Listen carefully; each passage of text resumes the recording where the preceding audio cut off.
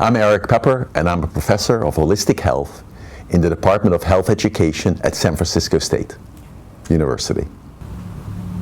I don't know if you have a psychology. I have to really state honestly, I have not studied journalists.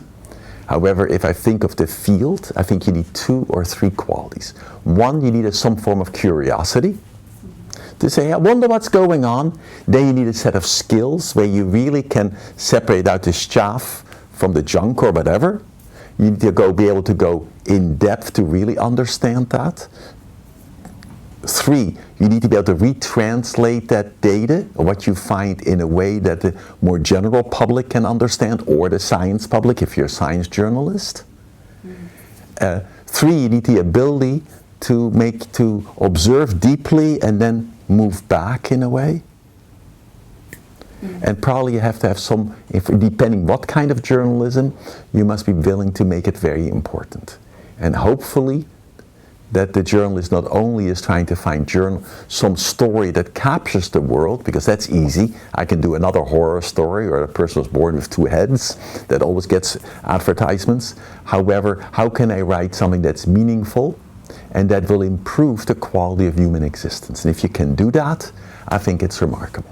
If you live in a world where you live a irregular lifestyle, which is sometimes some types of journalism, that is, then it probably compromises your health potentially.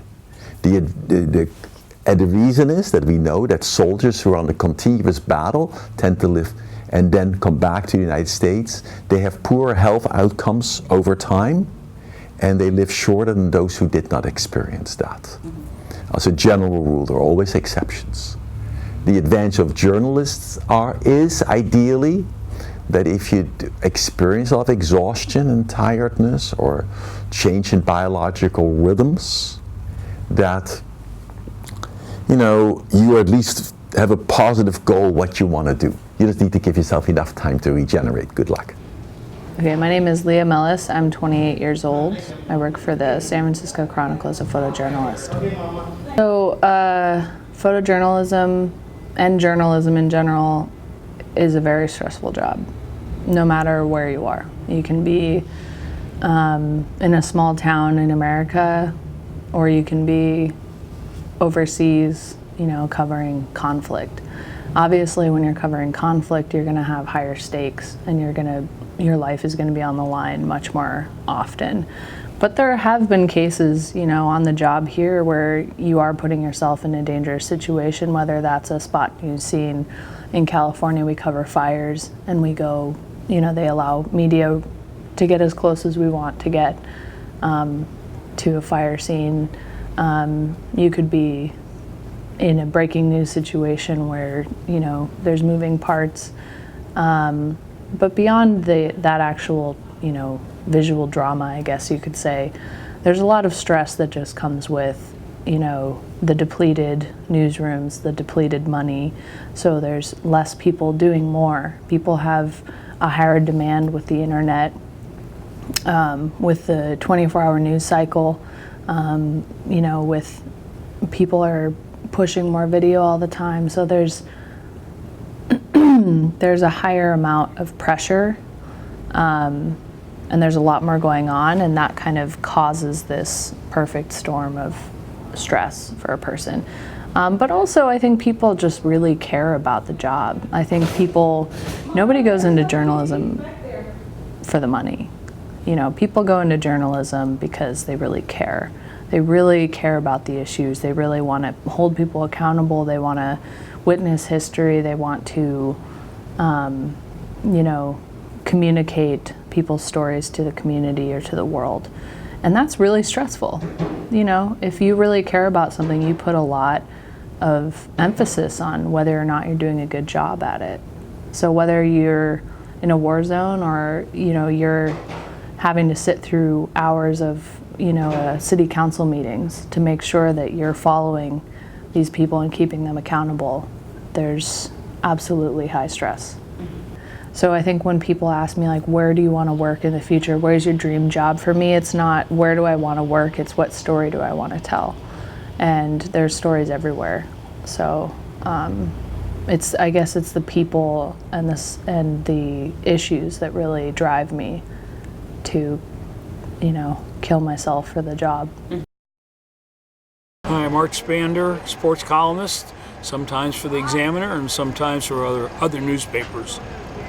We're classic type A people, wanting to work, and so, yeah, there's a lot of stress, and we all complain, oh, I can't do this, and we gotta go here, we gotta go there, but if you're not there, you're missing the story, and you say, I gotta go there. And I go to the Masters every year, and I see people, myself, who aren't working full time, and I say, what are you doing here? And they say, where else would you rather be than here? And I think that's one of the common faults or virtues of journalism, is that once you get into it, you want to be where the story is, and if you're not, you think you're missing something. Well, I've had stories, sometimes I wished, I hadn't written that. When you say give up, there are times I've gotten very frustrated, even now, where I want to do that and I can't do that. Somebody else is writing it, or God, I don't have a job, or I can write better than that person, or I know more than that person, or you get beaten down a lot because there's editors, or in television there's general managers, and they don't want you to do what you want to do.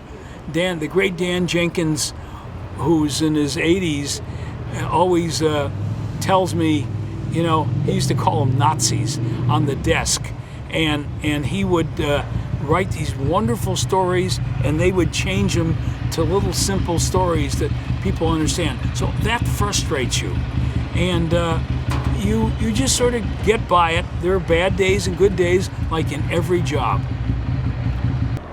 Communication is what we need. How do people know what is wrong or what is right unless it's out there in the public? And so a guy who's writing, or a woman who is contributing, writing about, let's say, what's going on in the Mideast and is in danger or discomfort, that person basically says, this is my job and I'm going to continue to do that.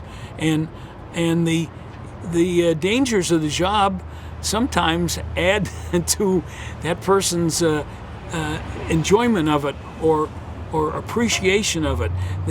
I wouldn't do anything else. In other words, and this is a far step, but I know people who've been in sports writer, and then they get out and they go to public relations, and after a year or two, it's too quiet. There's nothing happening, and that's the way war correspondents often feel when they're out.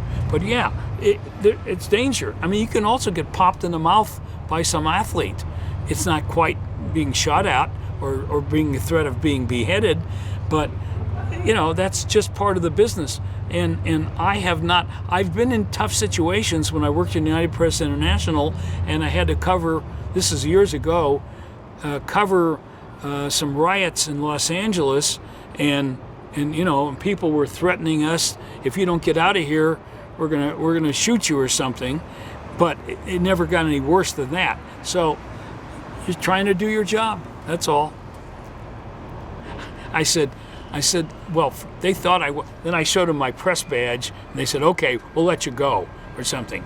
But, we were in the middle of it. In other words, I went out there to try to talk to people, and the next thing, things just grow. And that's what's happened with a lot of this stuff now. You try to do your job, and then somebody's spraying mace at you, or they're chasing you around. But the war zones, obviously, nothing really in America, with a rare exception, is quite like being embedded in a war zone where even there's danger every second, and even though supposedly you have a press badge, a Red Cross badge or something, some guy says, I don't care, I'm going to shoot you all anyway, or somebody drops a bomb accidentally. So yeah, but when you have great stories to tell, and that's what these people live for.